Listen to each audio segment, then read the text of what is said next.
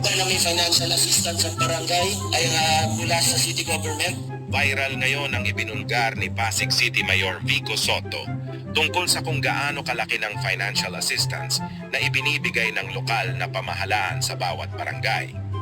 Anak siya ng kilalang komedyante na si Vic Sotto, pero mas kilala na ngayon sa pagiging tapat at bukas sa serbisyo. Marami ang nagulat dahil hindi pala alam ng karamihan kung gaano kalaki ang halagang ito.